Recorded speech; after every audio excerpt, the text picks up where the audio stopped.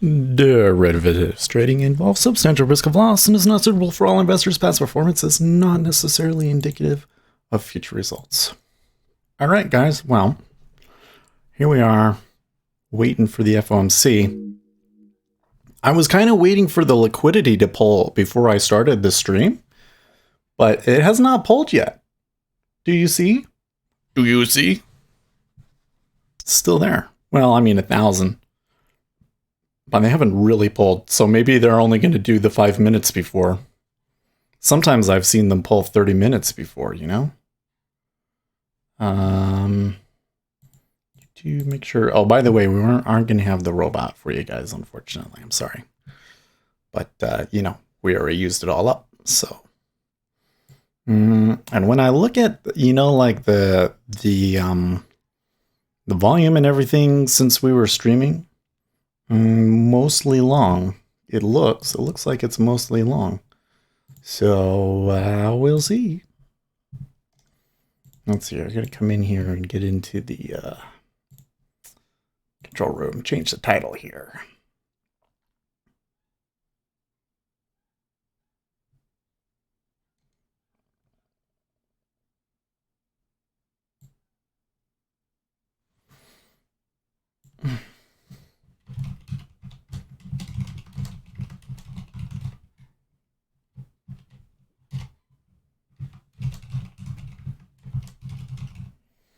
There we go. We're live. And I copy the link here.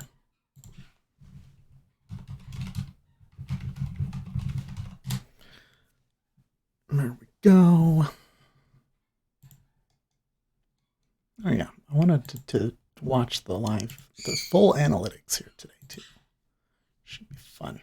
So what else we got going on here? I'm noticing I saw some rumors about a 50-year bond.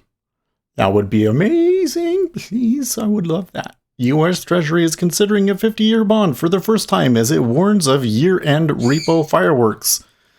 Says Zero Hedge. Shall we read? So it's been 5 minutes now. It's still not completely pulled.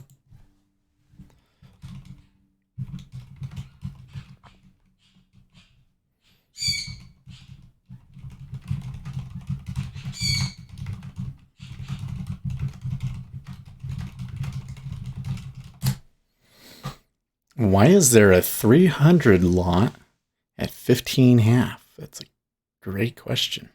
3,000 lot. Trade it, Seth. Trade it live. You want...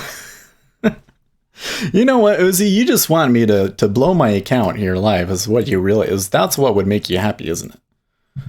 Isn't it? I know. I know what you're thinking. Listen, you trade it live for me, and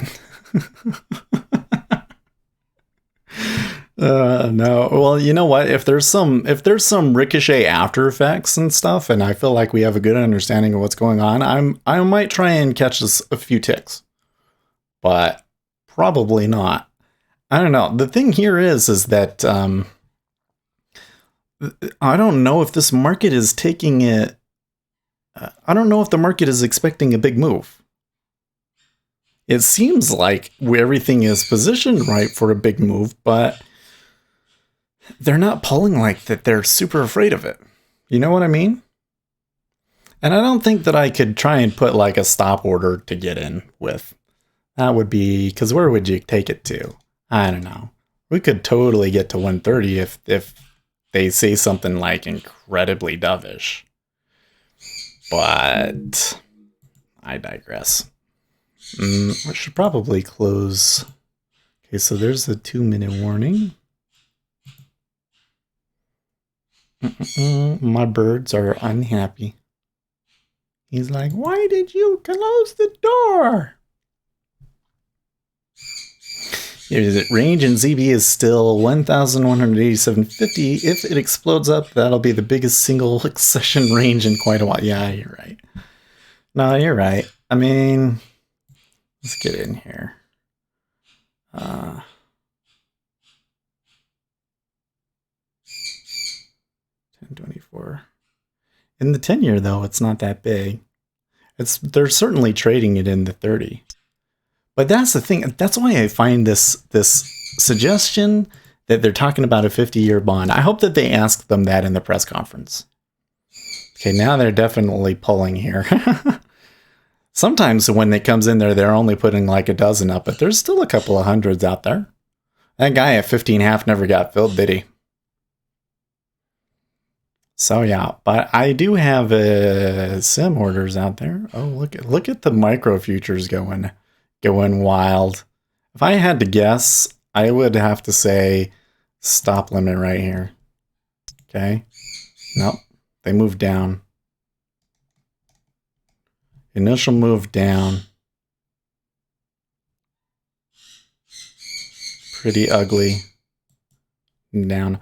Well, actually it wasn't that crazy. Okay, so now E-mini going around. Fed cuts federal funds target rate to 25 basis points. As expected. Show me the language, please. Show me the language. And they're selling all the things. I don't know about this. Where do we have to get to for it to be like bad? I think the open like 10.5. 10.5, then it's like, oh, they must have really not liked that.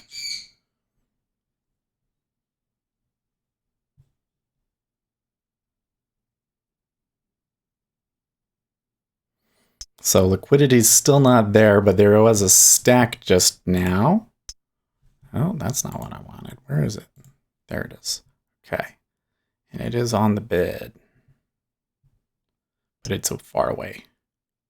They're doing them way far away. And on the ask. Oh, there you go. Okay, so there's the open. I'm waiting for them to tweet those like, you know, here's what's changed in the statement.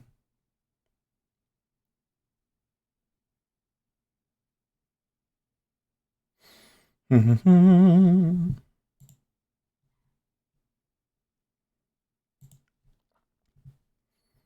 on.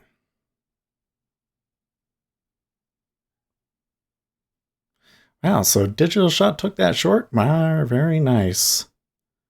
Georgian Rosengren dissented to rate cut, wanted to hold. 2 wanted to hold.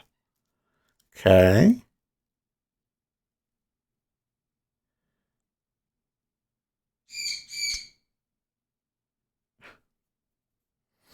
Tom Brokaw to Mitchell on MSNBC. House Dems don't really have the goods on Trump, do they? Okay, here's the changes. This is what I'm looking for. All right. Information. Although housing spending has been rising at a strong pace, business fixed investment and exports remain weak. They changed that. The committee will continue to monitor implications of incoming information that's still there for the economic outlook as it assesses the appropriate path of the target range for the federal funds rate. Wait. The market will continue to monitor the implications of incoming information for the economic outlook as it assesses the appropriate path of the target rate for the federal funds rate. And that's like pretty much the only changes. The statement didn't change very much.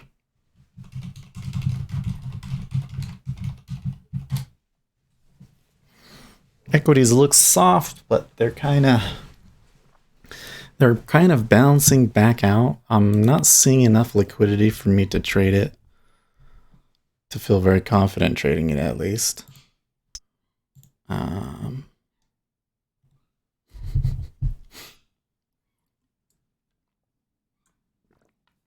They did get down to 10.5. I was thinking buy 10.5, but man, that was kind of a dud. Yeah, it was really a dud. Although I don't know. Yeah, they took out will act as appropriate.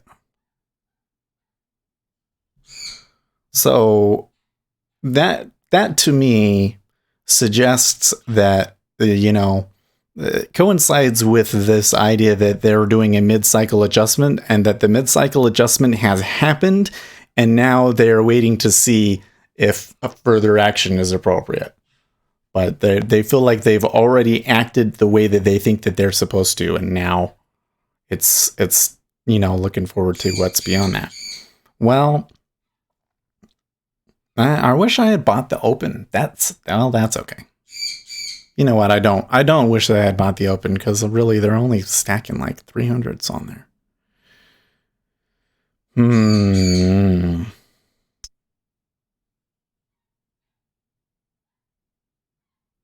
Dollar moved higher initially, but fell back off. Yes. Well, I was seeing the 6J. Yeah, 6J definitely moved there. Let's zoom in. Most of the volume, the biggest spot we had was 12.5, and now 13.5. And what about the E-mini?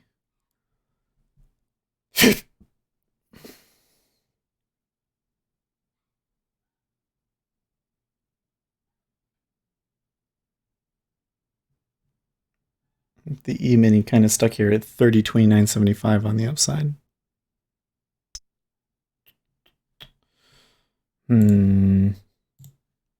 Okay, well, we just wait.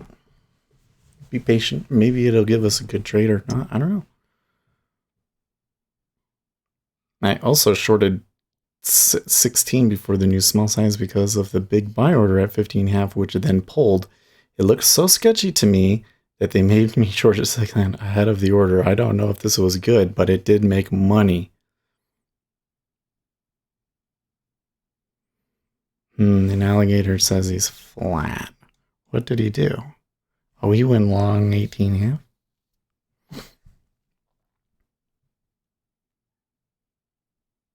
That was in the 5-year. Well,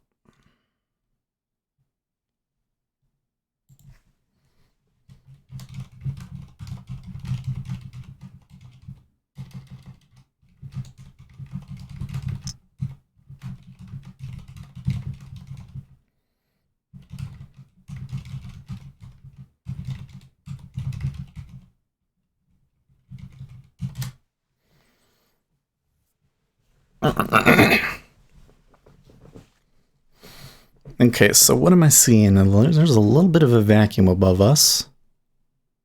So we might get sucked up into that, especially in the 5-year. Oh, and we need to get all of these up. Okay, so I'm not seeing a ton of institutional activity either. What color is that on the Vista chart? Yeah, when I first did it, I was like, that is so ugly. But it works really well, doesn't it? It's so much easier to see, I think. So the color is, if I can come in here. Appearance. Or no, I have to go to Auction Vista. Okay, so the yellow, the brightest yellow is 179,255.0.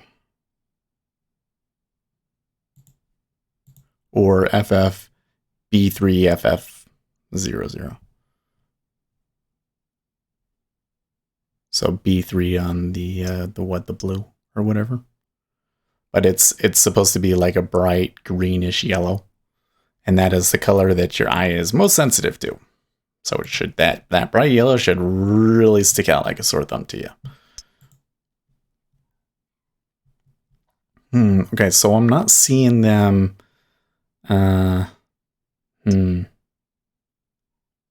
Fed fund futures show less 2019 easing priced in after the FOMC.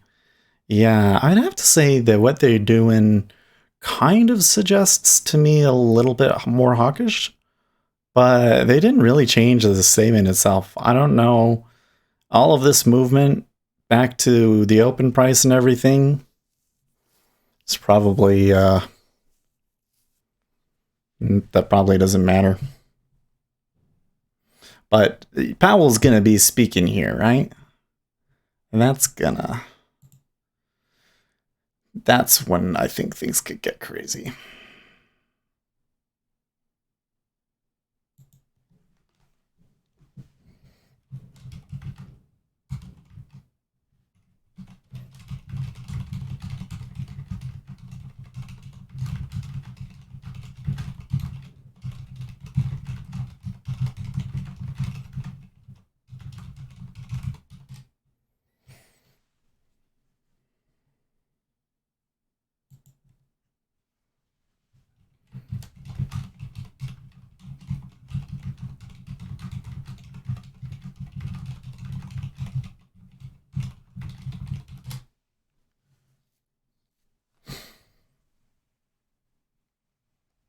Fed hinting for a pause, yeah.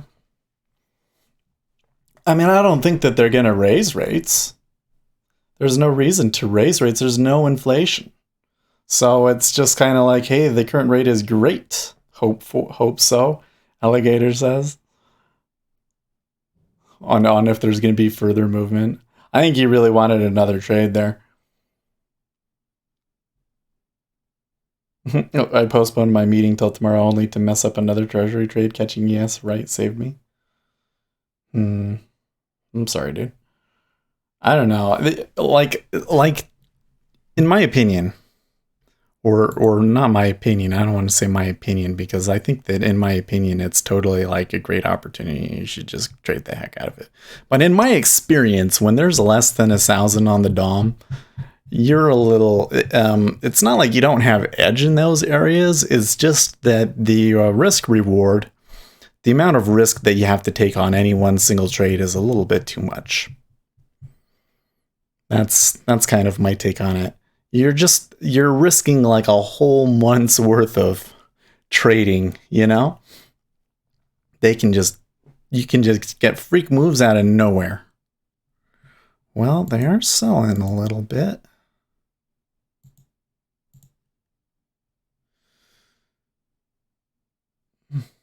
I have the opposite problem than most. I do well with ES, but I have a hard time with treasuries.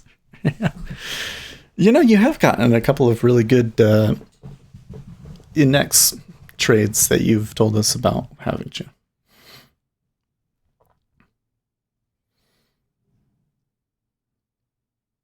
I don't know. I think, though, that there's a lot of... I mean, there's certainly a lot more people trading the index than there is the futures, or the treasuries. I was doing a little competition scoping, and there is a guy on Twitch that does stocks. But, you know, it's stocks. Like, people are so much more interested in stocks.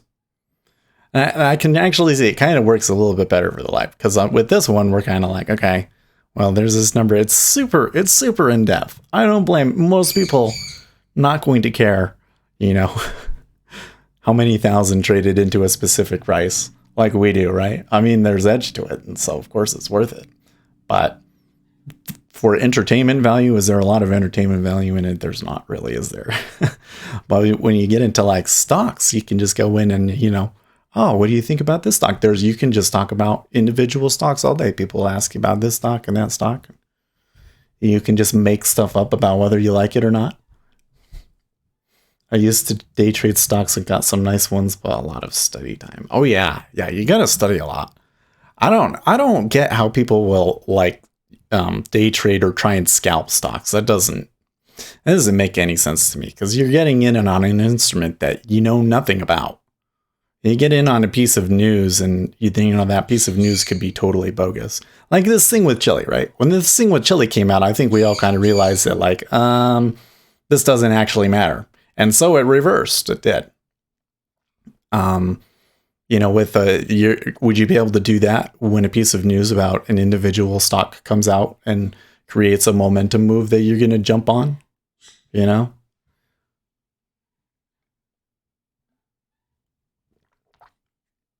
Not to mention that when that trade falls apart, it's going to be ugly. I mean, we had hints of it falling apart through the middle of this month.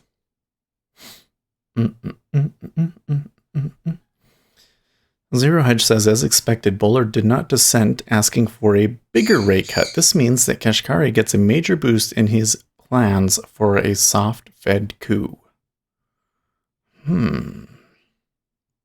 Yeah, Forex Live. Now we wait for Powell to screw up in the press conference. That's exactly it. Speaking of which, we should go and find that, huh? YouTube.com/Federal Reserve.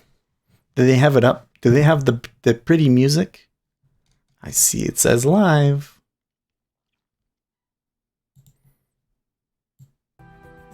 Oh yeah.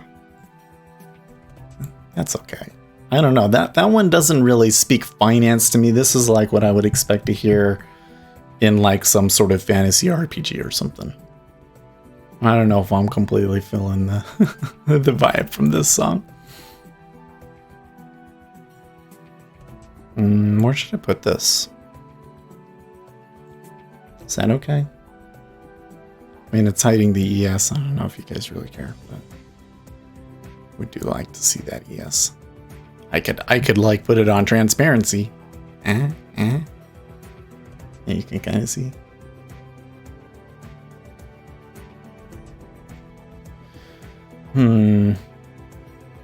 Well, E-mini is doing okay. They sold up, but now they're overall they're buying all the things. I once met a guy who traded in the bond pit. He owns a few nice homes as a result, but went to oil saying bonds are too choppy.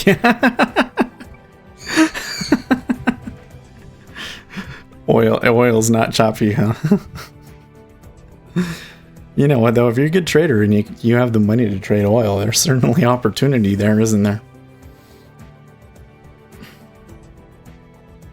I think I've told you guys this story a million times, but I told my wife, like, you should try, you might actually be okay at trading. You should try it, and you should trade oil because, treasuries don't really move very much during the time that you have to trade, but oil does. And so she went and traded it, and she found like the one day that month where oil wasn't moving, and she was just scalping 10 ticks over and over again.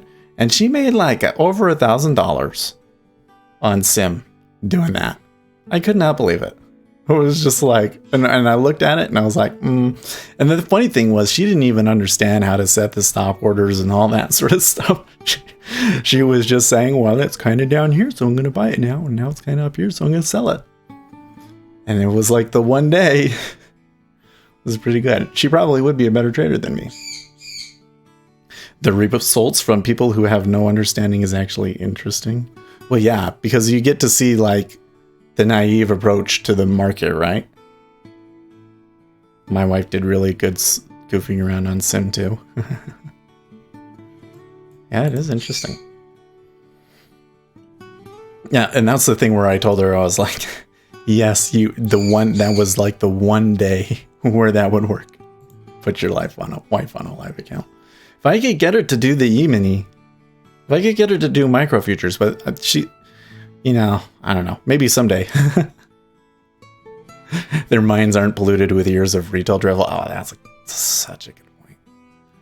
And you know what is the thing? So the thing that bothers me,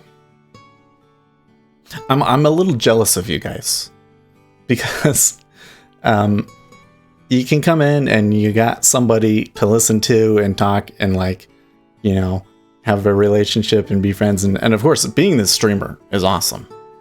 No getting around it. They tend to take a very basic, it's cheap or it's too expensive right now approach. Yeah.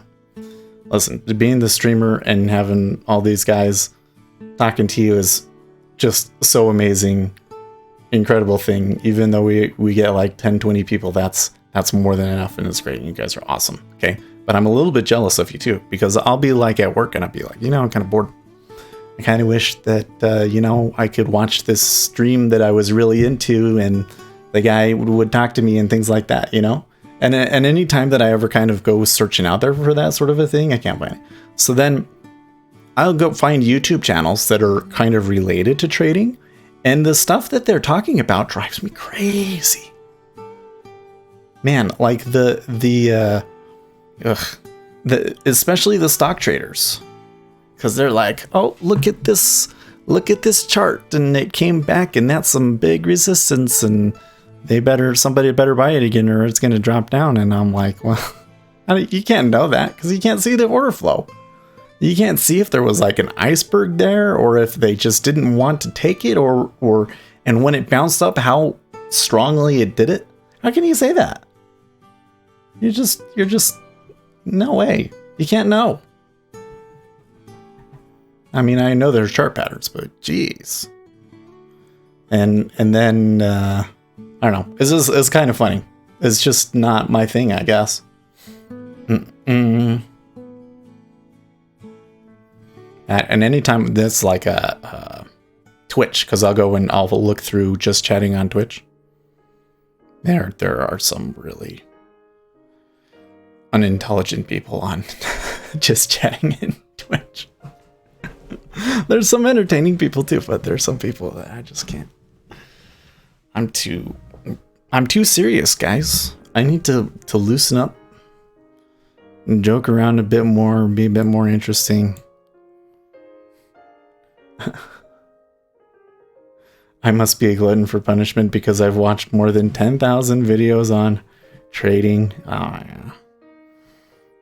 Well, you know, so here's the thing that I kind of have been learning.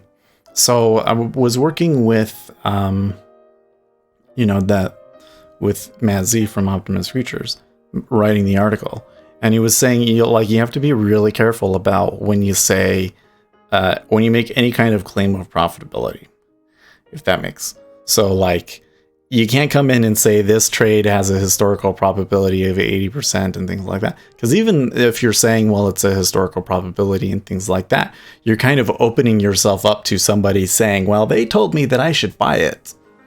And that this strategy works and it didn't work. And so like, for all of those reasons, you can't actually say any of that. So that's why you go out there. You got all these guys, they say, well, do this and do that, but they never show their stats because they can't. Probably most of them don't actually have the stats, but if they did have the stats, probably wouldn't be smart for them to share them with you. And so I think the result is that the person that does have the stats never gets into that sort of thing. Never gets into making videos and stuff like that. Wonder why my little chat window, it's like, oh, maybe that fixed it. No, that didn't fix it. You see how it's down to the bottom? I don't want it like that. I don't want it like that. Oh well. You can't scroll on this, that's funny.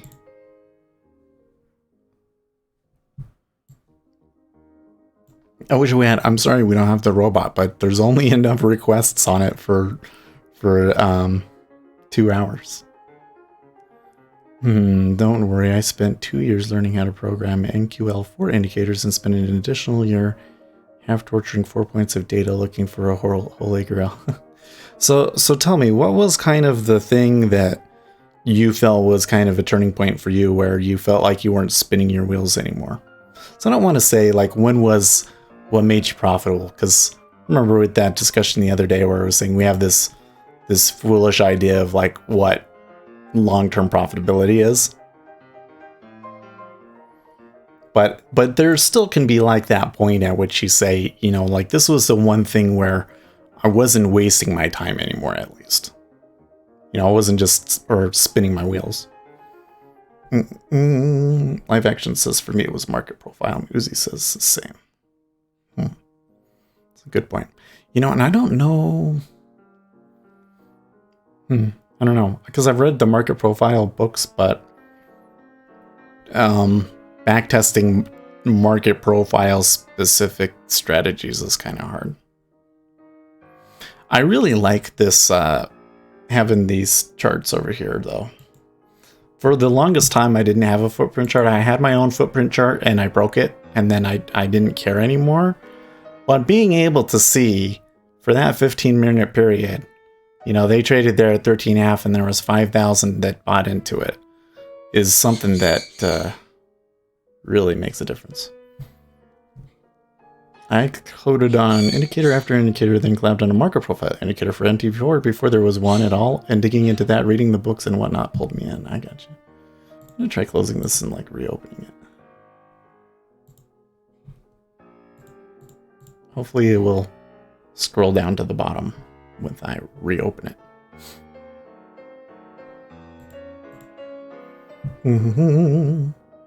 And the only really good video I ever found out there about market profile was one from John Hoagland.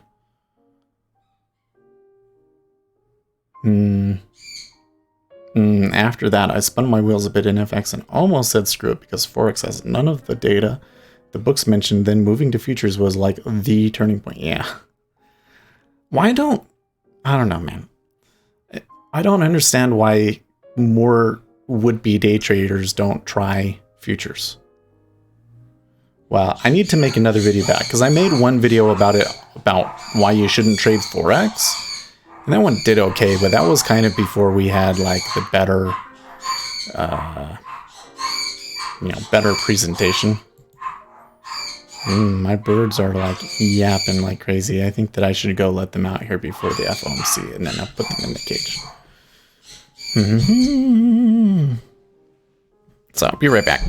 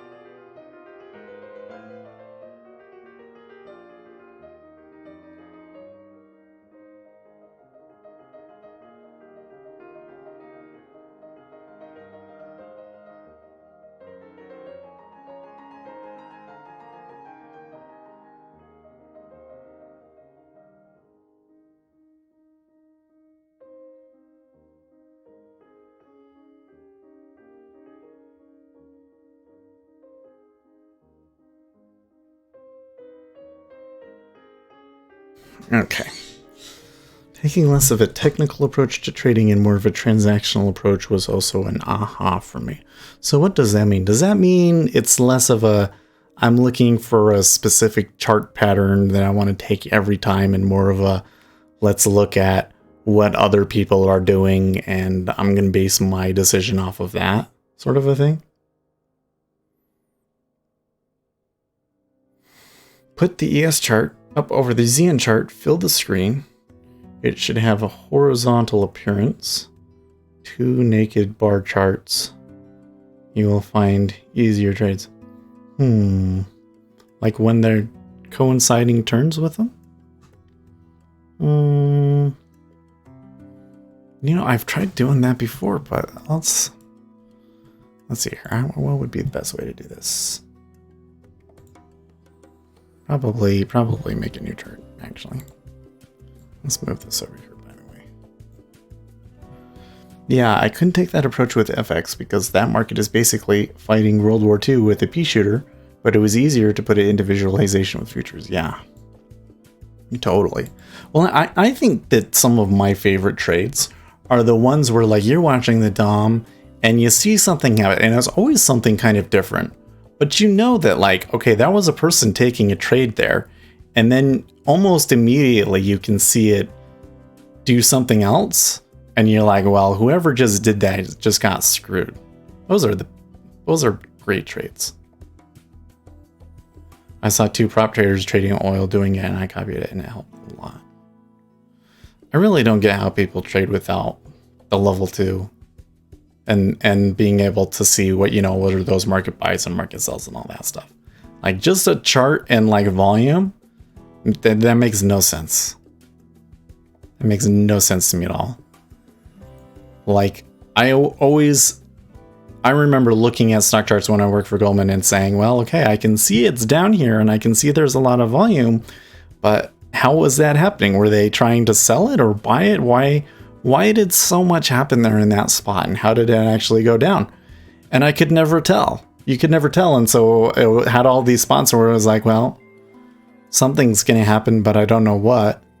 And now in treasuries, there are some of those spots where you can just make such great calls off that just from looking at the balance. Okay, so what were we doing? We were pulling up the... I was just looking here and wondering, why do I have so many things down here? I think it's because I got all these over here. I don't need that open anymore. Okay.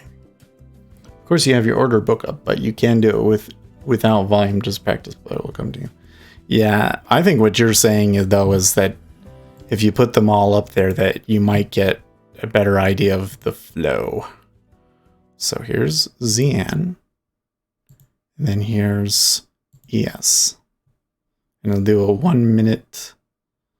I don't want volumetric. I just want minute chart.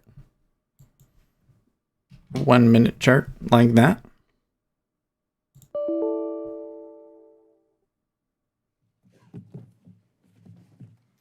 Good afternoon and welcome. My colleagues at the Federal Reserve and I are dedicated to serving the American people. We do this by steadfastly pursuing the goals that Congress has given us, maximum employment and stable prices. We're committed to making the best decisions we can based on facts and objective analysis. Today, we decided to lower the interest rates for the third time this year. We took this step to help keep the U.S. economy strong in the face of global developments and to provide some insurance against ongoing risks. As I will explain shortly, the policy adjustments we've made since last year are providing, and will continue to provide, meaningful support to the economy. We believe that monetary policy is in a good place. Okay. The U.S. economy is in its 11th year of expansion, and the baseline outlook remains favorable. There we go. The Like overall that? economy is growing at a moderate rate. Household spending continues to be strong, supported by a healthy job market, rising incomes, and solid consumer confidence. In contrast, business investment and exports remain weak, and manufacturing output has declined over the past year. Sluggish growth abroad and trade developments have been weighing on those sectors. So what would you change? Looking ahead, we continue to expect the economy to expand at a moderate rate, reflecting solid household spending and supportive... Make them display on top of each other? I don't know if I can do that. The job market remains strong. The unemployment rate has been near half-century lows for a year and a half. The pace of job gains has eased this year, but has remained solid. We had expected some slowing after last year's strong pace. Participation in the labor force by people in their prime working... So they're moving down now because he's saying, and wages have been we think that monetary policy is in a good spot. That's, you know, they want them to say something like, well, we need to put more money out there. Struggled to find work are now getting opportunities to add new and better chapters to their lives. This underscores for us the importance of sustaining the expansion so that the strong job market reaches more of those left behind. Inflation continues to run below our symmetric 2% objective. Over the 12 months through August, total PCE inflation was 1.4%, and core inflation was 1.8%. Inflation pressures remain muted, and indicators of longer-term inflation expectations are at the lower end of their historic ranges. We're mindful that continued below-target inflation could lead to an unwelcome downward slide in long-term inflation expectations. However, against the backdrop of a strong economy and supportive monetary policy, we expect inflation will rise to 2%. Overall, we continue to see sustained expansion of economic activity, a strong labor market. So inflation is just going to magically start doing what we want? Most likely. While this has been our outlook for quite some time, our views about the path of interest rates that will best achieve these outcomes have changed. Is that volume okay for you guys? Past year. As I mentioned, weakness in global growth and trade developments have weighed on the economy and pose ongoing risks. These factors, in conjunction with muted inflation pressures, have led us to lower our assessment of the appropriate level of the federal funds rate over the past year. In both July and September, we reduced the target rate for the federal funds rate by 1/4 percentage point, and we did so again today, bringing the range to 1.5 to 1.75%. The policy adjustments we've made to date will continue to provide significant support for the economy. Since monetary policy operates with a lag, the full effects of these adjustments on economic growth, the job market, and inflation will be realized over time. We see the current stance of monetary policy as likely to remain appropriate, as long as incoming information about the economy remains broadly consistent with our outlook of moderate economic growth, a strong labor market, and inflation near our symmetric 2% objective.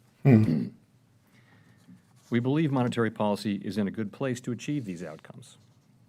Looking ahead, we'll be monitoring the effects of our policy actions along with other information bearing on the outlook as we assess the appropriate they're selling. They're squeezing them. Of course, if developments emerge that cause a material reassessment of our outlook, we would respond accordingly. Policy is not on a preset course. Let me end with a few words about our technical monetary policy operations. Okay. In January, we made the key decision to continue to implement monetary policy in an ample reserves regime. In that operating framework, we control the federal funds rate primarily by setting our administered rates, not through frequent interventions to actively manage the supply of reserves. In the transition to the efficient and effective level of reserves in this regime, we slowed the gradual decline in our balance sheet in March, and we stopped it in July. In response to the funding pressures in money markets that emerged in mid-September, we concluded that it would be appropriate to maintain over time a level of reserve balances at or above the level that prevailed in early September of this year. To achieve this ample level, we announced on October 11 that we would purchase Treasury bills at least into the second quarter of next year, as well as continue temporary open market operations at least through January. At least through January. These actions are purely technical measures to support the effective implementation of monetary policy as we continue to learn about the appropriate level of reserves. That bird, he's like, They do not represent a change he's in the like, stance of monetary you're doing something in there, in particular. and I don't like Treasury it. bill purchases should not be So confused with awful. the large-scale asset You should feel programs bad that for were your- deployed after the financial crisis. In those programs, we purchased longer-term securities to put downward pressure on longer-term interest rates and ease broader financial conditions. In contrast, That's increasing the lower supply of low foreign now. reserves by purchasing Treasury bills only alters the mix of short-term assets held by the public and should not materially affect demand and supply for longer-term securities or financial conditions more broadly. Thank Okay. you. I'll be happy to take your questions. Michael McKee with Bloomberg Radio and Television.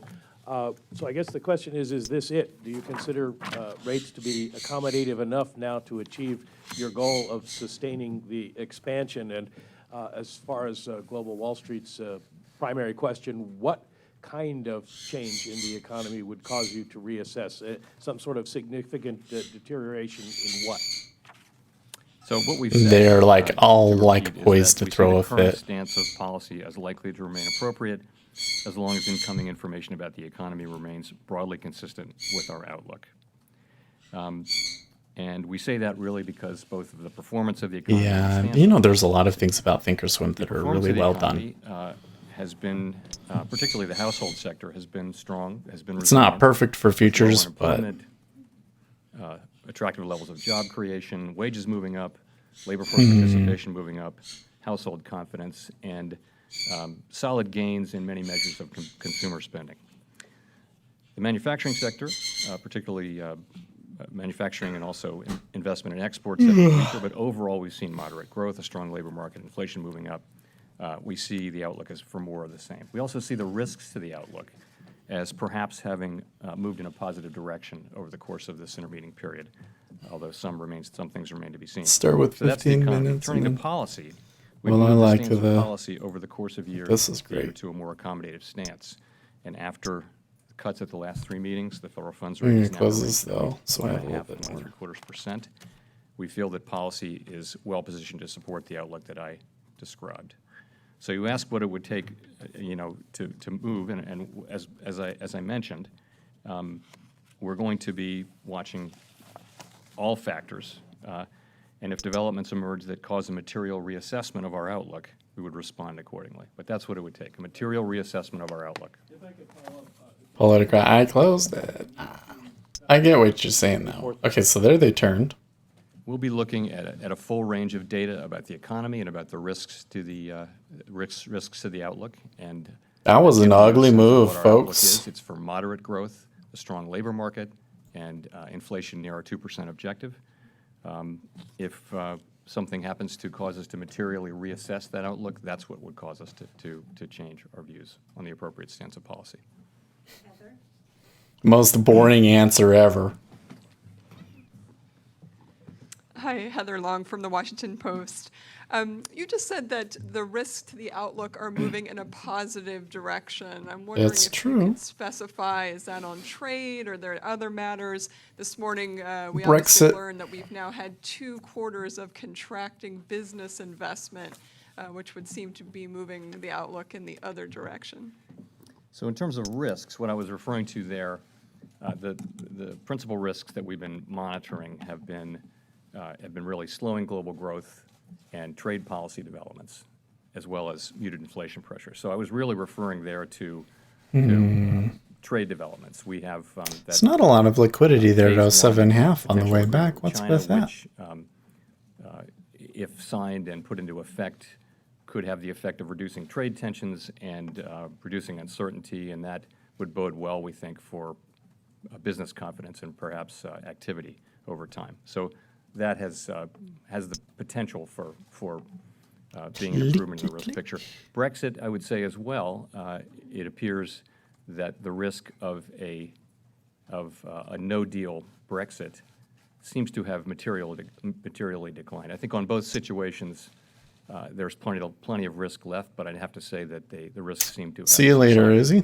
You ask about business investment, and that's right. Fed won't business cut a gun investment until has been Trump weak, and tweets today's that the reading trade was talks have weak as collapsed. well, and it was That's flawed probably across, true.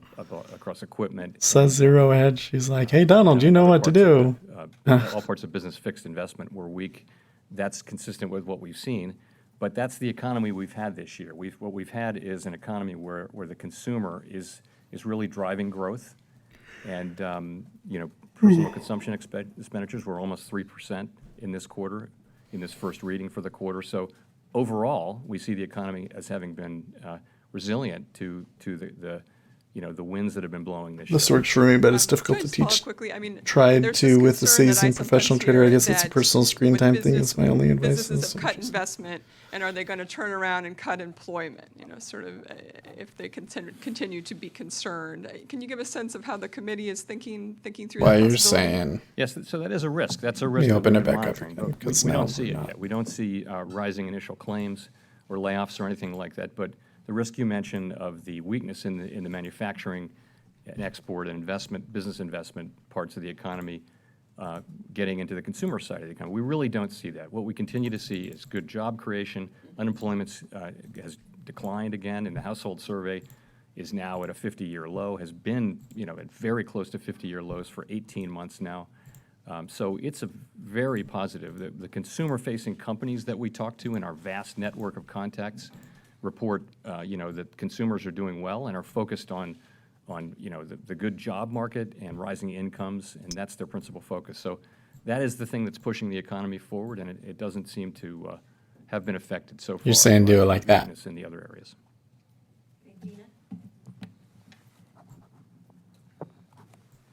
Gina Smilik, New York Times. Thanks for taking our questions. So you've previously sort of compared this rate cutting cycle to the insurance cuts in the 90s. It says And in both of bingo. those instances, the Greenspan Fed took So those then you can cuts see, like, back they were at after a while. 16 They raised rates forever. fairly quickly. And I guess I'm just curious what the onus is for doing that in I this think the cycle. What would key make you is to guys see decide when it's they're appropriate to raise correlated. interest rates again? So the reason why we raise interest rates is because generally is because Look we in see breaks inflation as moving up or in danger of in moving up migration significantly. for We really value. don't see that now. Inflation moved Okay, down so this in one, the first quarter of yes, this moving year. up. We thought that was due to some extent to idiosyncratic or transient factors. Oh, That it's turns when out I to have turned been the case. robot It's off moved because back we up. ran out It of seems to requests be for the day. settling in We can only below run it for 2 2%, hours, so and we did really it don't into consider AM. that risk. Should have saved it. Oh well. And inflation expectations have also Probably would have kind been of too moved much down with and both sideways. me and the Both robot and surveys and market-based over the Mr. course Powell of this, speaking. of really the recent months. And we think that inflation expectations are very important in driving actual inflation, and we're strongly committed to achieving our 2%. You may get stair inflation steps that objective can on a last symmetric basis. months, We think it's really. essential that we do that. So we're not thinking about raising rates right now. There obviously will be times in the future where that will be appropriate. What we're really thinking now is that our current stance of policy Well, the way that it's trading right now kind of suggests to me that there's not really a trade here. Mr. Steve Leisman, CNBC. Yeah, I'm going to Mr. just Chairman, minimize it.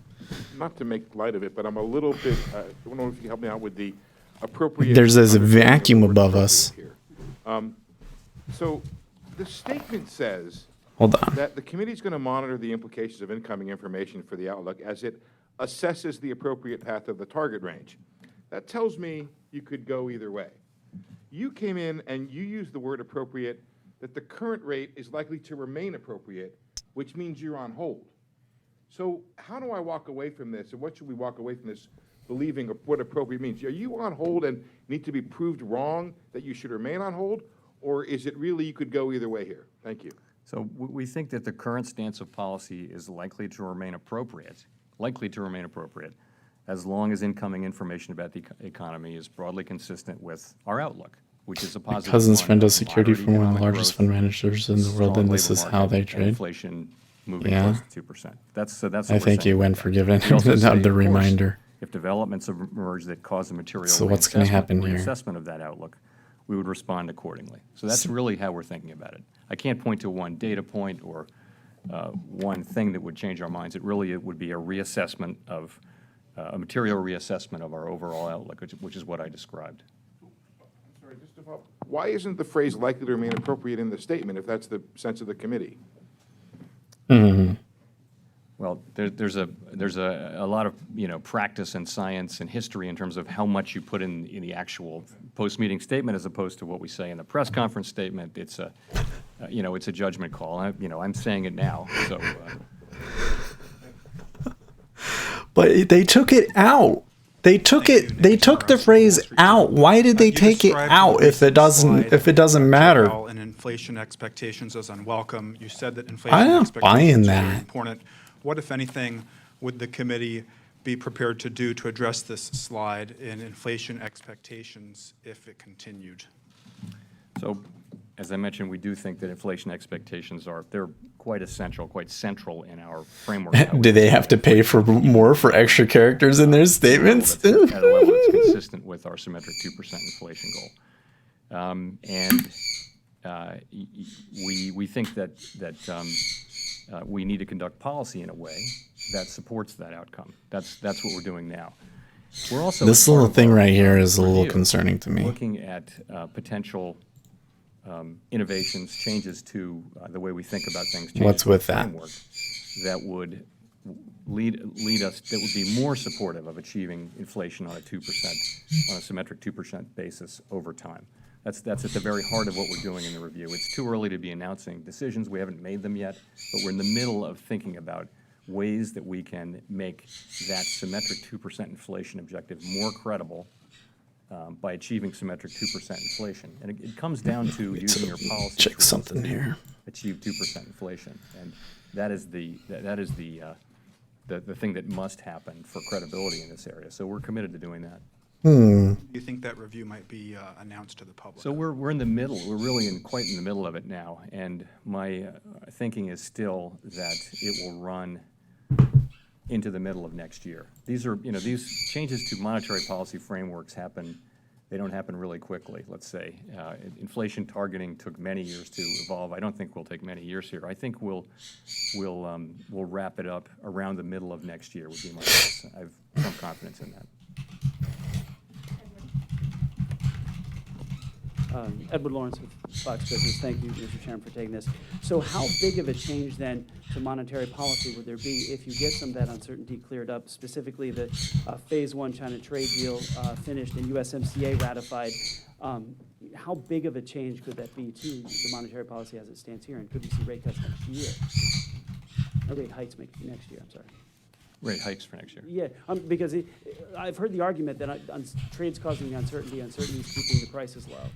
I've heard that argument from a Fed president from one of the districts. So you remove that uncertainty, prices then would naturally rise. So could there be a point? I guess my question is how big of an impact on monetary policy would removing that uncertainty? So I would just say that if we were to have a sustained reduction in trade tensions, broad reduction in trade tensions, and a resolution of these uncertainties, that would bode well for for business sentiment, which is trade uncertainty has been weighing.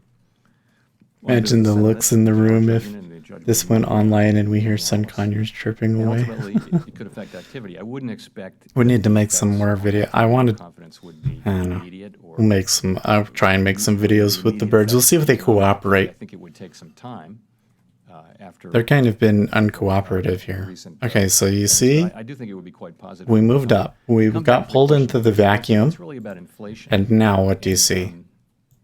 We haven't yet, we just touched.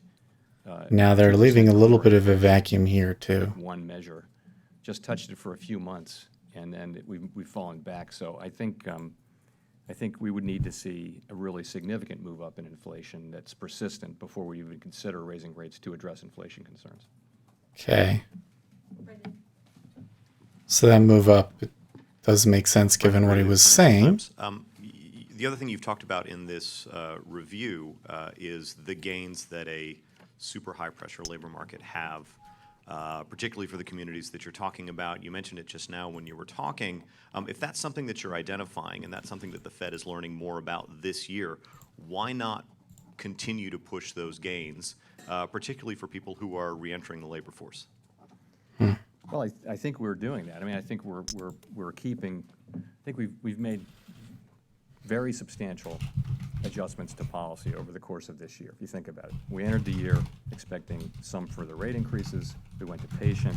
Now we've done 3 rate cuts. It's a very substantial shift, and the effects of it will be felt over time. So we feel like that those shifts are appropriate to support exactly the outcomes you're talking about, which are a continuing strong labor market, continuing strong job creation. Describe the shifts that you've made so far. It wasn't just about Okay. uncertainty. It was about specifically these kinds of high-pressure labor gains that you've talked Well, about. no, it was, so we've said it was about 3 things. It's been about slowing global economy. You have a synchronized slowdown in economic activity around the globe. It's been building for just about 18 months now, and that's having an effect on U.S. activity. That's part of the weakness in manufacturing, export, and business investment. We've had So trade there policy might have uncertainty, just which we've turned had there also again. weighing on activity and investment and sentiment. And we've had inflation, which we've called out the risk of inflation running persistently below 2% as a risk that we needed to address. So we've been doing it to address all of those things. I would say the gains in the labor market have been great to see.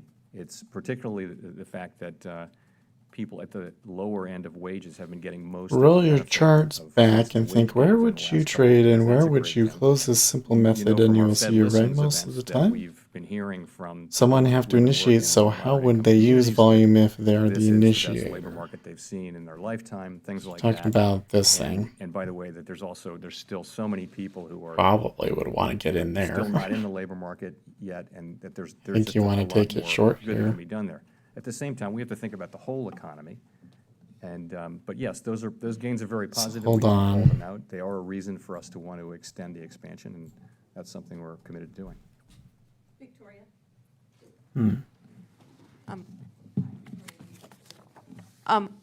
The Fed's balance sheet, you all recently resumed purchases of Treasury bills, and I was just wondering, how long do you expect that to continue? Yes, And when pointing given the out two fact that, dissenters, you know, that's the repo right. operations, it seems like the Fed is having to increase the amount of liquidity, temporary liquidity that it's injecting into the system. You know, do you still feel like it's just that He there did is mention the not repo enough facility, reserves but in what the he system? said Do you was feel like you have a not, good sense of what's didn't going really on? give us much of a better idea So what's going on. How long? What we said is that we expect bill purchases to continue at least into the second quarter of next year. And we've said that temporary open market operations we expect to continue, I think, at least until the end of January, I believe. Yeah, the end through January.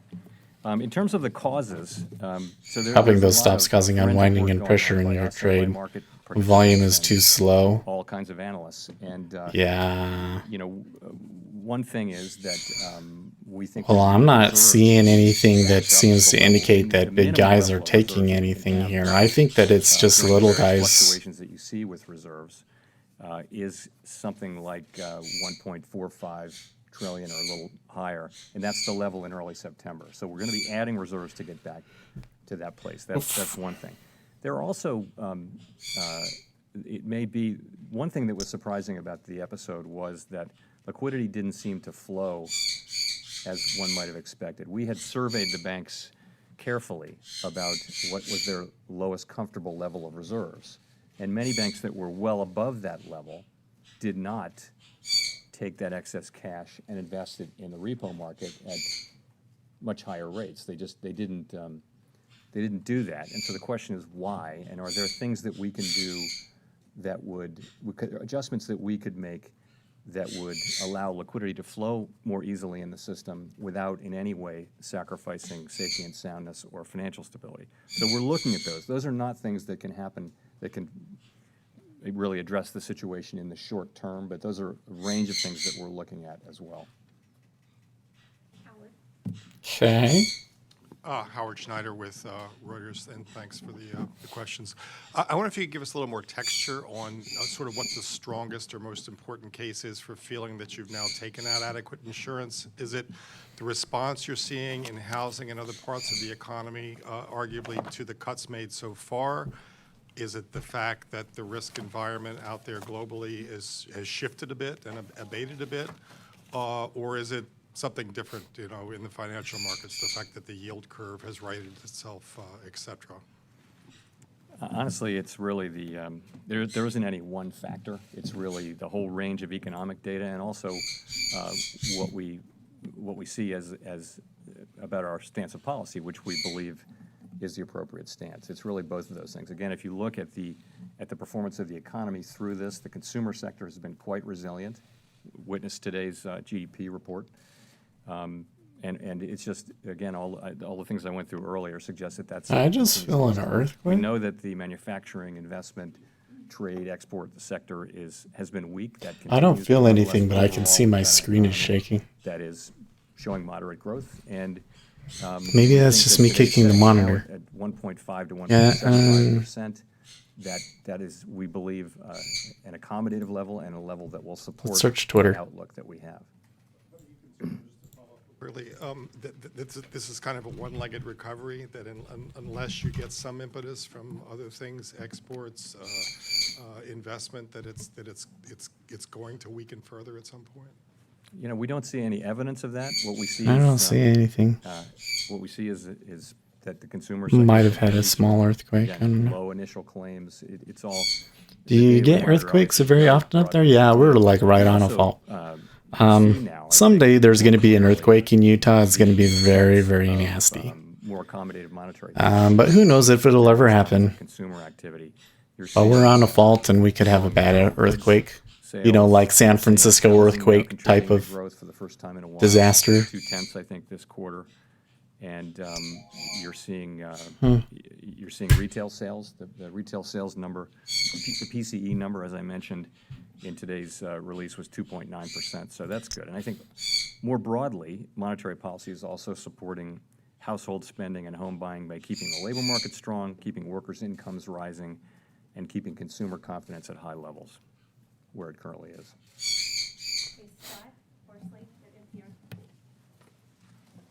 A lot of tremors in my trading account. Have you taken a bunch of trades today? Mr. Chairman, They moved higher there. Rates have affected consumer behavior. Is there a concern that there's just less potency on the business investment side, that you're, in effect, pushing on a string? Well, I think monetary policy works through the channels that we understand. I think the effects are clear in what we think of as the interest rate sensitive sectors. It really hasn't moved much from here, has it? I think interest rates are a factor in business investment, but I don't believe they're the main factor and main driver. And I think what one would like to see to support greater manufacturing activity, business investment, and exports would be a global recovery. And there's a lot of monetary policy accommodation and some fiscal accommodation, maybe, in the global economy now. Not here, but perhaps elsewhere. And that should support growth in I don't think it was actually an earthquake. I think it was just me kicking my desk and causing the screen to shake. Would contribute to that over time as well. Lewis says he's long.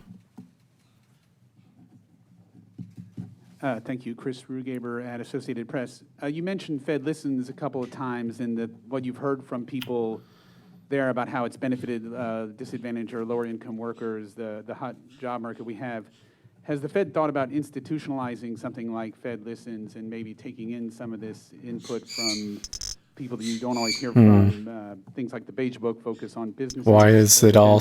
Why are they stacking there? Folks say from community groups more regularly. Thank you. We think that Fed Listens has been a great success for us, and I'm sure we will repeat it. In fact, I would Guess imagine not. this entire monetary policy review will become institutionalized and be done every few years. I would say this. In the Beige Book, we talk to educational institutions, healthcare institutions, community groups, labor groups. It's not just businesses. And by the way, all of those groups are also represented on the boards of our regional banks. We also meet quite regularly at the board with representatives of low and moderate income communities. And so we're very conscious of, that we represent all Americans, and we need to hear all of their perspectives. That's why we talk about how low the unemployment rate is. It's a big old iceberg there, We guys. talk about groups that haven't experienced it. Something's up. So we try to remind ourselves that we serve everybody. There he goes, ticks up. Steve Matthews with Bloomberg. You mentioned housing and today's GDP data. When you look at that, do you believe that you have achieved a soft landing? My dogs think that a soft landing my wife just came since home. We're moving to trend growth for the rest of the year and next year. That is our outlook. A lot trading there. For moderate growth of around 2%. Big iceberg. Which is pretty close to trend. That's our outlook. Could be better, could be worse. Let's reset. You never say you've achieved it, but that's our outlook. And we feel like our they're Yorkies. policy is appropriate as long as that remains broadly our outlook.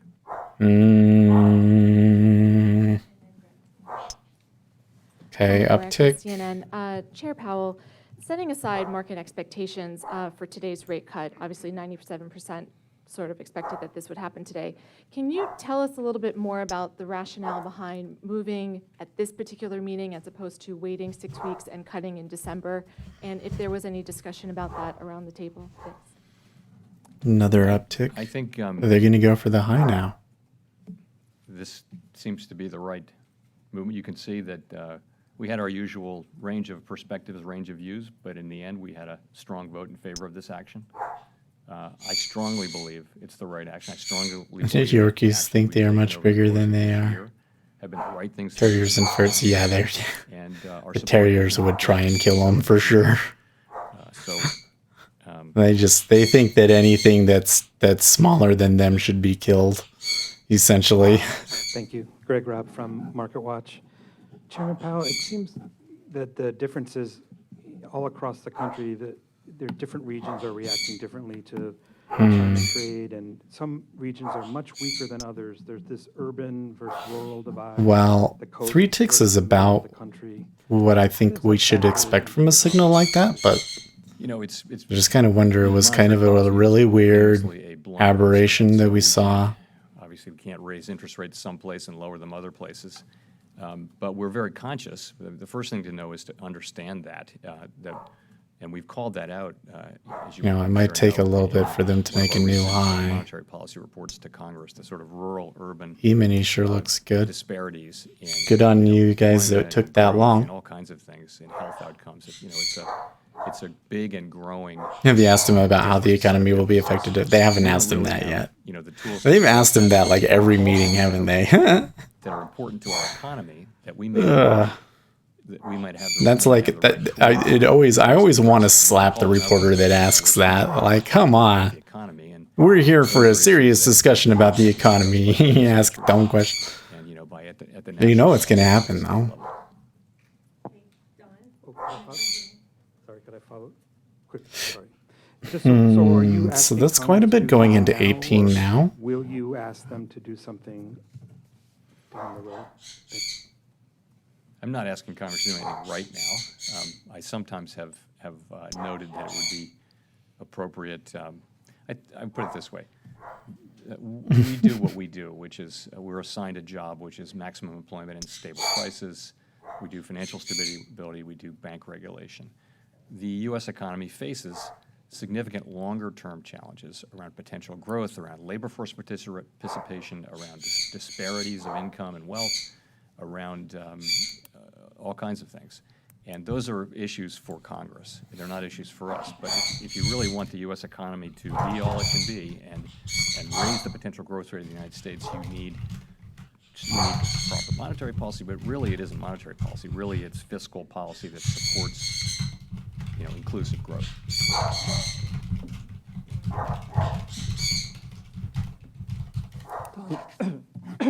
Don Lee with the LA Times. I think you said, Chair Powell, that the primary positive development in risk to the outlook was on trade, and specifically the prospects for phase one agreement with China. But given the ups and downs of the trade dispute and that several truces and tentative deals have fallen through, are you concerned about developing monetary policy guidance, if you will, that's dependent on good part on the wins of the trade negotiations?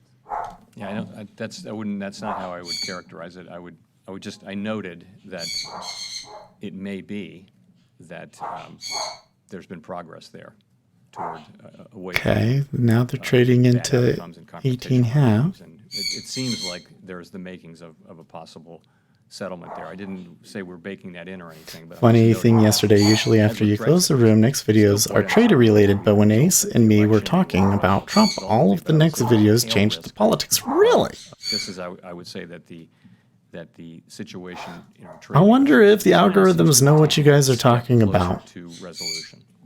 That's all I'm saying. Something's changed because I did something. I don't remember what it was that I did, but I think part of it was commenting on some other people's other people's trading channels. But all of a sudden in the past month, it's been recommending more trading type videos. Have you noticed that? If things happen that cause us to materially reassess the outlook, change our assessment of the outlook in a material way, then The liquidity that was stacked there at 20 is gone now, so that's why I'm going to pull it up. Virginie Montet with Agency France Press, thank you.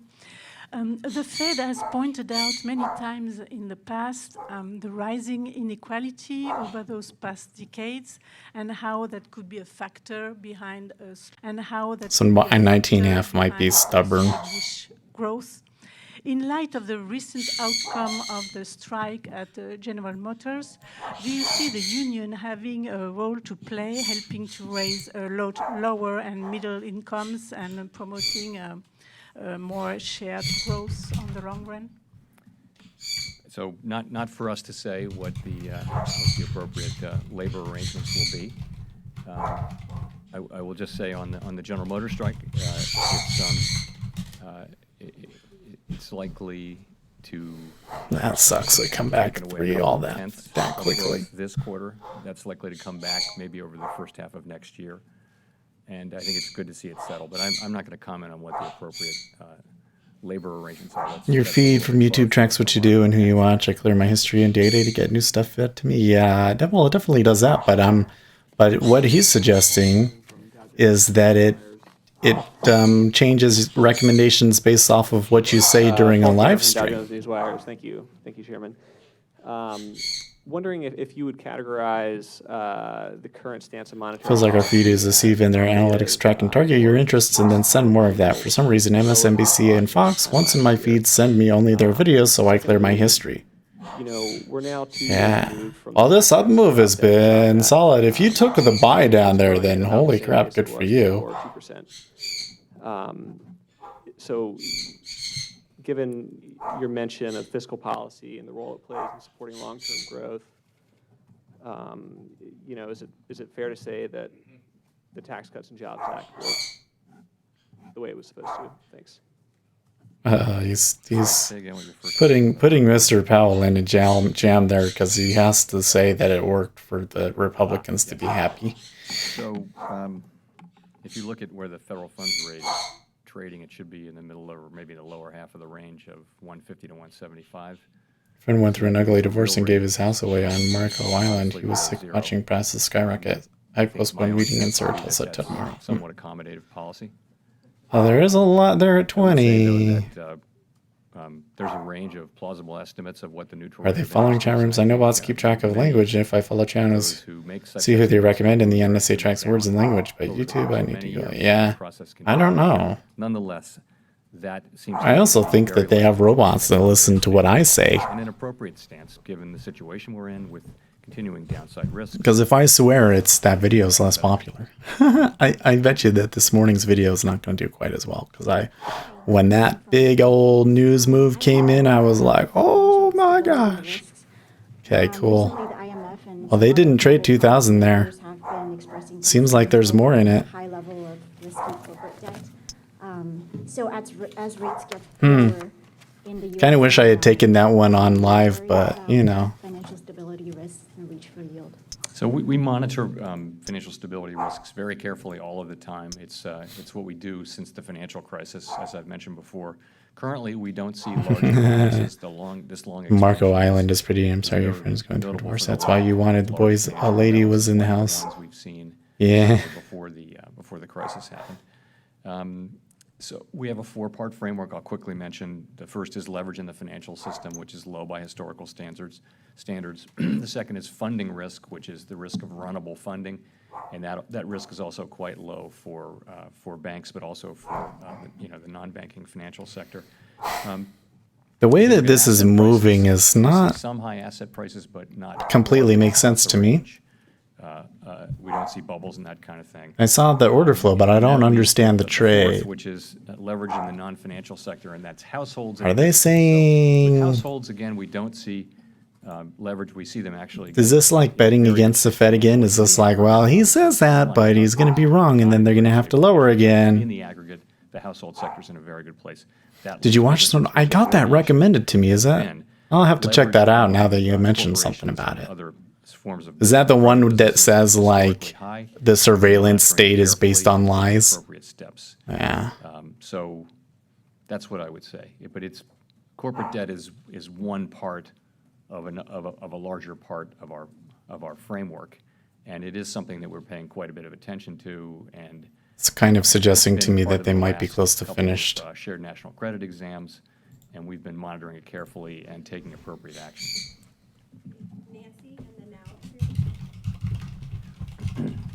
Hi, Nancy Marshall-Genzer with Marketplace.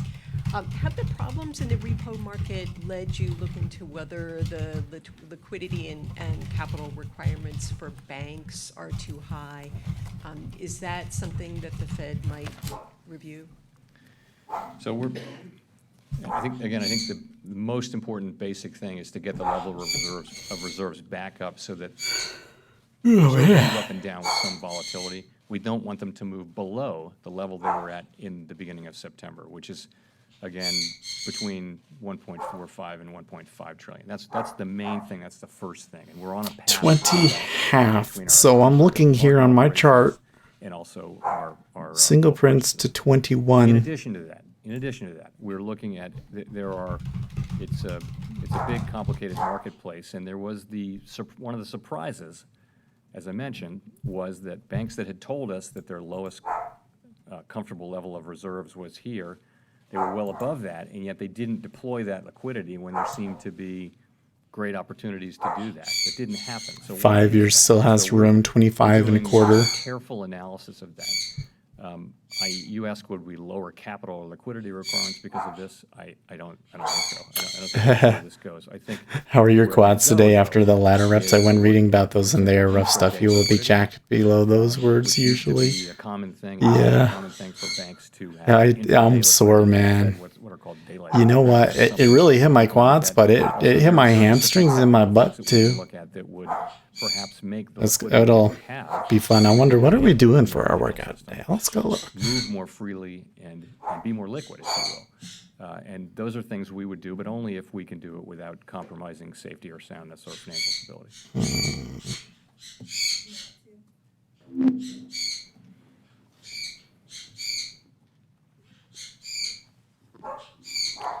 I'm getting a little bit sick of this dog. Let me go and do something about this. Japanese newspaper. Given this sustained level of low inflation, even in this country, do you think there seems to be a higher possibility that lower inflation expectation will remain going forward? So do you think a Japan-like situation or Japanification of chronically low inflation and interest rates, the U.S. is getting trapped by the Japanification of this situation? Do you think so? So we of course have watched the situation in Japan and now the situation in Europe, and we note that there are significant disinflationary pressures around the world, and we don't think we're exempt from those. But of course, if you look at our current inflation performance, it hasn't been anything like what we've seen in those other places. But we don't think we're exempt from those pressures, and we are therefore strongly committed to having inflation expectations anchored at a level that is consistent with a symmetric 2% inflation objective. That's what we're committed to, and we'll use our tools to achieve. So we take the risk very seriously. The risk isn't that inflation might run a couple tenths below 2%. The risk is that what we've seen is other economies getting on a disinflationary path that it's been very hard for them to get off. Once inflation expectations start sliding down, inflation moves down, you have the interest rates move down as well because there's an inflation component in interest rates. And we think the right thing to do is to do what we can now to hold and really move inflation expectations up so that they're squarely and firmly anchored at a level that's consistent with 2% inflation. Okay, Brian? Hi, Brian Chung with Yahoo Finance. Another type of balance sheet question, but not necessarily focused on the repo crunch. There was a discussion before that maybe we should move, or rather the Fed should move to a more neutral balance sheet, trying to remove some of the agency mortgage-backed securities. Oh man, they were turned down. Did he say something, or are they just messing with him? I haven't really heard. Man, that trade there, I said they were going to pause or turn, and they sure turned. Just wondering if the Fed is actively thinking about that right now, and okay, let's see here. Nice to have different types of workout when you go to the gym. I like that. My yoga studio offered many different forms. Yeah, well, so we do Olympic weightlifting, and my coach just kind of sets up a plan. Oh yeah, I didn't look at what it was. I downloaded it, but then I didn't read it. Chairman Powell, this morning the president tweeted that we're seeing the greatest So economy in today American history. I just wondered, as the chair of a we are doing tempo squats. Well, that should be nice. Press overhead squat. GHD. Thanks very much. Press and snatch. Ladder? Wait, what? Press and snatch ladder? Oh man, my shoulders are gonna be hit tomorrow. Okay, so he's done talking. Well, guys.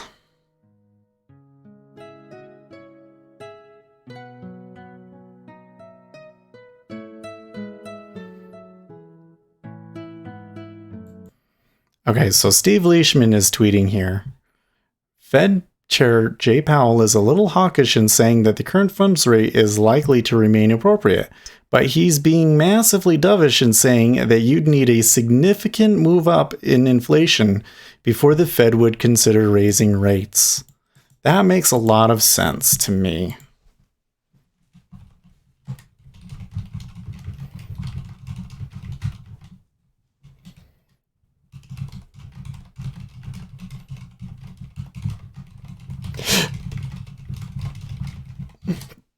Well. I told these guys earlier, I was on another thing, and I was like, buy all of the things, guys. Looks like in the end I was right, but shish. Would you have done it after that? Good grief. Did anybody buy down there at like 06? If you bought down there, you are one brave soul, folks. And good on you.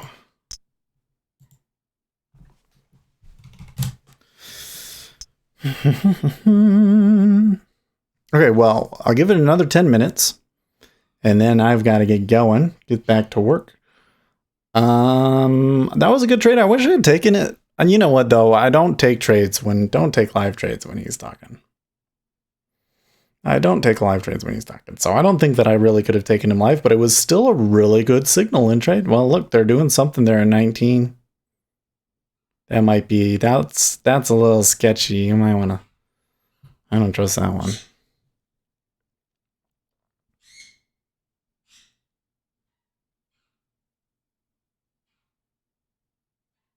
Do you live close enough to home to run home for lunch and a little live streaming? That's nice. Well, today I worked from home is what I did. It's about a 30-minute drive down to work. So, I mean, I could do that, but yeah, I've never done that. But that was the whole thing they were talking about earlier about, you know, if we wanted to start a politics channel, because it seems like that that would be relatively popular, I would probably have to, you know, cut the gym out. Otherwise, I wouldn't have time to do it in the evening. and man, I don't know. Like, to be successful, like really successful live streaming, a lot of it is just live streaming a lot. Like, some of these people are live streaming 8 hours a day. Can you believe that? Utah's a really dangerous state. Well, I'm kind of wondering if I should even actually go to the gym today. Well, I think I should. Because I really don't, after those ladders and everything, you got to go and do something to kind of stretch them out and everything. But I'm a little bit concerned about the ice. You know, it is so cold out there right now. I think I'll be okay. You know, it snowed a little bit, but not really. And all of the snow just evaporated, and I don't think that there's really that much ice on the road, but it is just bitter cold, guys. Not the weather next door to Vegas, no. I'm sprinkling your name and your channel on various other channels, as you know. I'm online staying all day and night, and that's a lot of sprinkling. Well, thank you very much. You know, the channel has been doing a little bit better.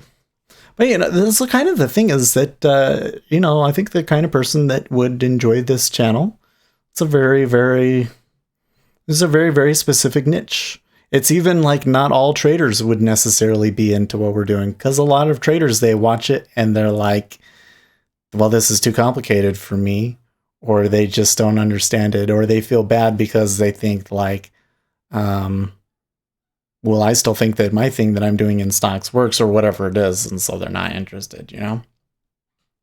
So we're a little, I find it so weird how unorthodox it is to do futures, but that's the way it is. Trade Expo next week in Las Vegas. Yeah, so it's pretty nice in Las Vegas, then, huh? Yeah, I don't know what makes it so cold, but it is so cold. It is so cold, guys.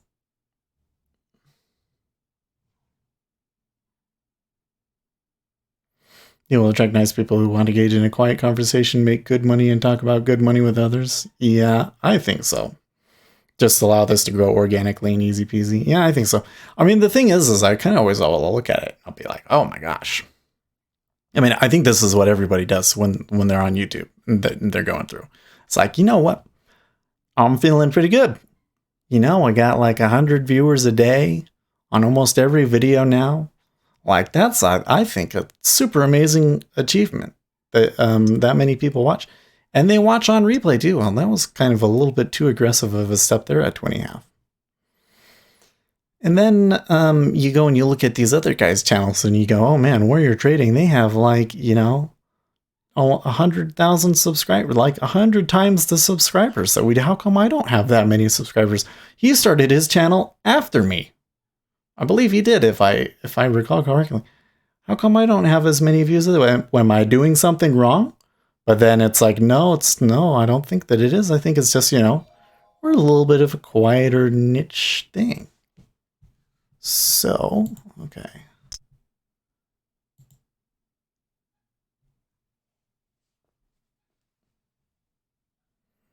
Well, there's quite a little bit of something here developing at 21. I don't know if they're going to take it or what.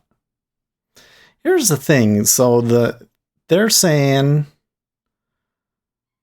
that him saying that there would have to be a strong move up in inflation in order for us to raise rates again is extremely dovish.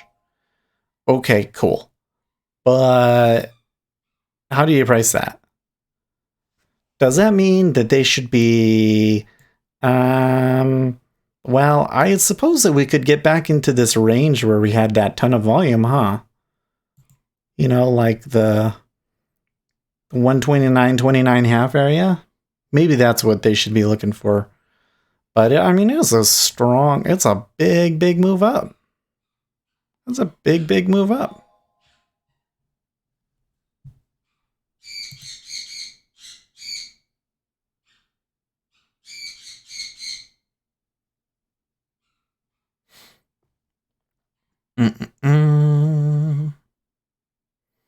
People can buy subscribers, so look at comments to see how many real people engage. If you look at any of the psychics channels, you will see real engagement. Yeah, well, most of those guys have a lot of comments, but you know what? I just love the community so much. That's what really goes through here. I mean, the thing is I would put you guys up against, man, any other YouTube any day. Like, do a trading comp, you guys would destroy them. You guys are so good at this. You guys are so good at this. And the rest of these guys are like, you know, like typical retail traders that I feel like are flying blind, basically. So it's a real special thing we got here, I think. Okay, so they did back off of it again. So I don't know if I want to trade that, but it looks overextended to me.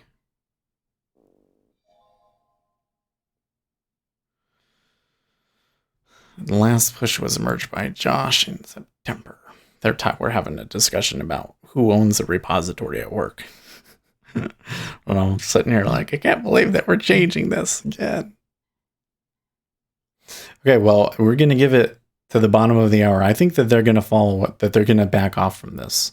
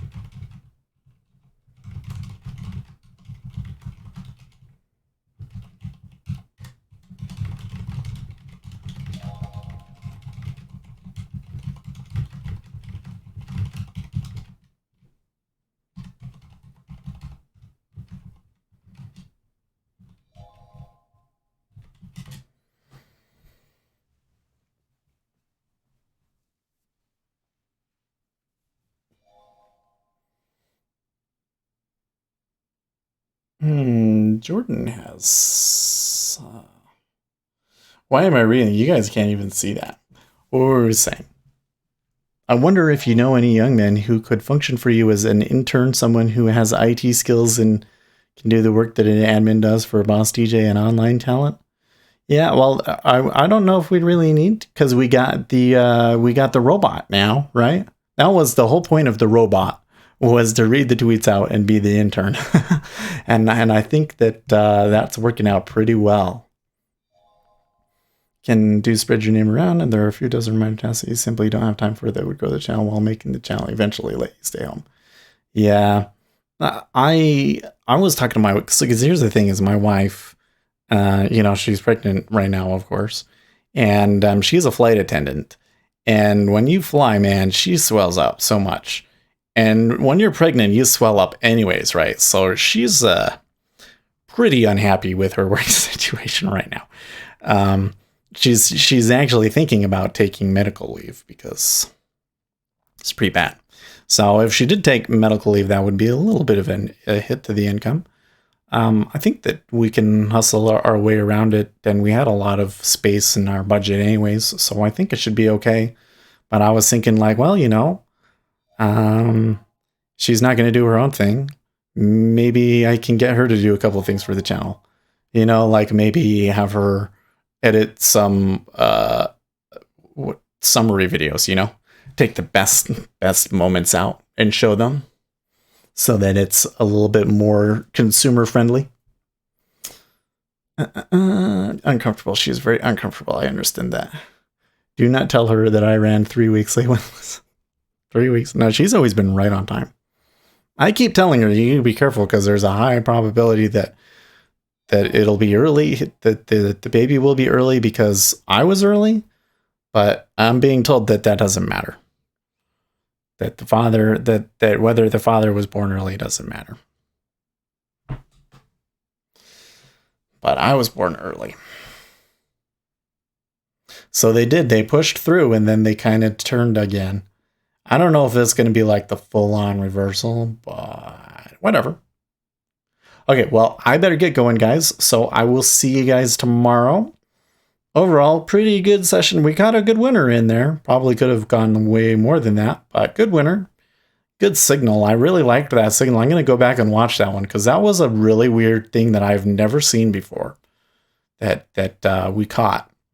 But I'm glad it worked out.